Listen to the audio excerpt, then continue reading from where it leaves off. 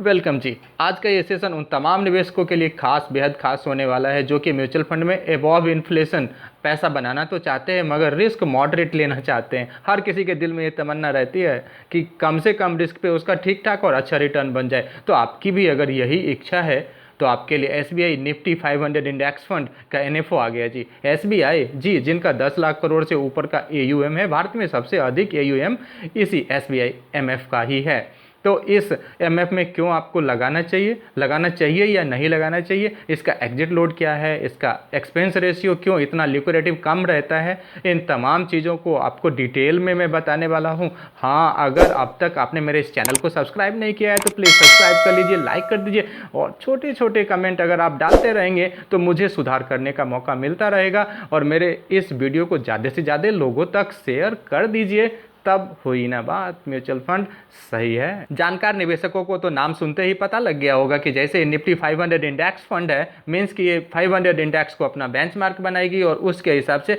Passive return बना के देगी और track subject to tracking error. Scheme type जानने की जरूरत है तो यह ओपन एंडेड स्कीम रहेगा। Scheme category other scheme index fund रहने वाला है। 17 सितंबर को शुरू होगा, 24 सितंबर को एनएफओ क्लोज हो जाएगा। और इसमें सर लोड स्ट्रक्चर की बात करें तो 15 दिन के भीतर भीतर अगर रिडिम्पशन लगाते हैं तो मात्र 0.25% लगने वाला है एग्जिट लोड और मिनिमम सब्सक्रिप्शन आप यहाँ पे 5000 से कर सकते हैं सर, सबसे बड़ी चीज़ है। और साथ ही यहाँ पे टोटल एक्सपेंस रेशियो चूंकि यह पैसिव फंड है इसलिए सर यहाँ पे आपको एक्सपेंस रेशियो कम देखने को मिलने वाला है। तो ये सब जानकारी आप www.sbimf.com पे भी प्राप्त कर सकते हैं। अब कुछ इसका अंदर की बातें आपको बताने की कोशिश करता हूँ। मैकेनिज्म, मेथडोलॉजी कुछ भी हो सर, हमारी निगाहें हमेशा रिटर्न के ऊपर रहती है और हमें देखना चाहते हैं कि हमें रिटर्न क्या इस पे बनेगा और रिस्क कितना कम से कम लेना पड़ेगा। रिटर्न के साथ शुरुआत करता हूँ, चूंकि यह निफ्टी 500 इंडेक्स का ही रिप्लिका है, क्योंकि ये पैसिव फंड है, निफ्टी 500 को रिप्लिकेट करेगी। तो हम ये देख लेते हैं कि निफ्टी 500 ने कितना रिटर्न दिया है सिंस इंसेप्शन। सर निफ्टी 500 शुरुआत हुई थी सर इसकी 1995 में। सिंस लॉन्च निफ्टी 500 जब से कंस्ट्रक्ट हुआ है, इनकी 500 कंपनियों का ये पोर्टफोलियो बना है सर, तब से अब तक प्राइस रिटर्न सर 11.26% का रहा है और टोटल रिटर्न की अगर बात करूं तो 12.98% का रहा है 1995 से लेके अब तक का। तो ये सर पास्ट का मैंने बताया है, फ्यूचर प्रेडिक्ट इसी के आधार पे किया जा सकता है सब्जेक्ट टू ट्रैकिंग एरर। अब आपके मन में जो बिगनर्स होंगे उनके ये सवाल होगा कि आखिर बार बार आप निफ्टी 500 बोल रहे हो सर, ये निफ्टी 500 होता क्या है। करेक्ट, सही आपके मन में चल रहा है सर, तो मैं क्लियर कर देता हूँ।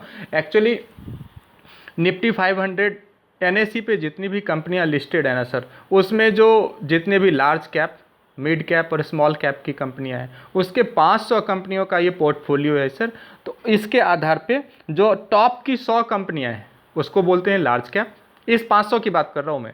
फिर बाकी के जो 150 कंपनियां हैं उसको बोलते हैं मिड कैप और बच गए 250 कंपनियां, इसको बोलते हैं सर स्मॉल कैप। हाँ, अगर वैल्यू रिसर्च के स्टॉक सिलेक्शन के ऊपर आप जाओगे तो उनका थोड़ा सा अलग रहता है। वैल्यू रिसर्च वाले बोलते हैं कि सर आप large cap, mid cap, large cap में भी वो एक जाइंट कैप और उसके बाद लार्ज कैप, तब वो मिड कैप करते हैं। यानी कि जितना भी मार्केट कैपिटलाइजेशन है उसमें जाइंट कैप के लिए वो करते हैं। टोटल जितना भी कंपनी है उसका 50% कंपनियां, लेट से 100 कंपनियां हैं तो 50% कंपनी उनको वो जाइंट कैप कहते हैं।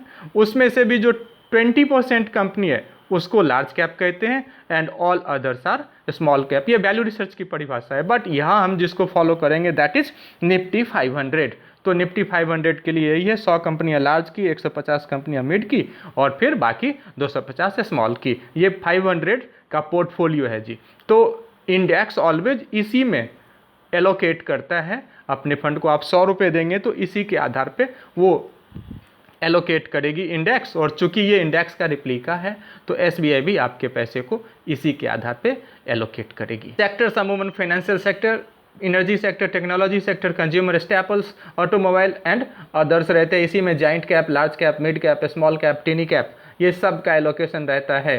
कंसंट्रेशन एंड वैल्यूएशन एनालिसिस की अगर बात करेंगे सर तो कुछ इस प्रकार रहता है सर। नंबर ऑफ होल्डिंग्स की अगर बात करें तो टॉप 5 कंपनीज होल्डिंग्स में रहता है सर। अगर आप देखेंगे तो इसमें लगभग 22 से 25% का रहता है कंसंट्रेशन।